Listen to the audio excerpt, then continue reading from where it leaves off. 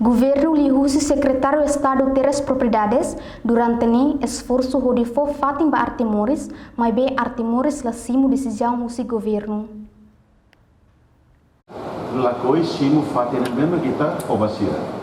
Declaração ne hatu o Secretário de Estado Terras Propriedades Mário Simenez e o Parlamento Nacional sexta-feira semana né. Nia declaração ne relaciona o protesto no caso do grupo Artemores, líder nacional na sociedade civil com a atuação a ser obrigatório produto artístico na ação do antigo edifício Museu Comoro de segunda-feira liba.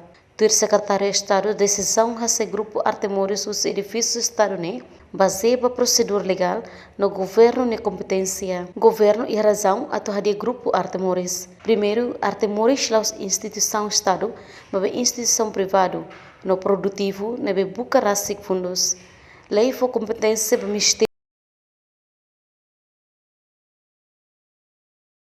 instituição Estado, no la ia dalam atau for concessão ba Artemores, tama governo mag negocia ia fulong outubro ia tinan riun rua sanulo recensia até loron rua liba halo despeso. Por secretário de Estado Terras Propriedades Mário Simenez, governo reserva non fating armazém bebora dili ba Artemores, mas be grupo ne mag lakoi fating ne. Nuna impossível governo lautir Artemores ni hakara. Ita reserva fatin ida batiana Artemores. Só que Artemores la coi simu fatin mesmo kita obasia. Artemores sekarang kita tenser tuir ini sekarang nebehansa governo impossível ituan kita tuir sirene sekarang tambah situasi mengalami meeting kita tuir sirene sekarang. Neb kita preserva tian fatin ida ia Ministério do Comércio e Indústria de Porto guluk armazém do hotel nova terfobasira percebe hal operasionaliza sirene atividade nova. So que condição mengalami dia mas amiso Soidinema cambiou a depois, Artemores lá conhecimos.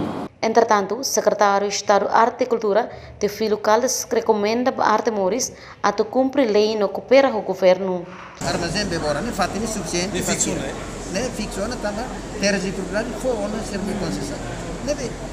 Recomenda para além de Artemores, coopera com o governo.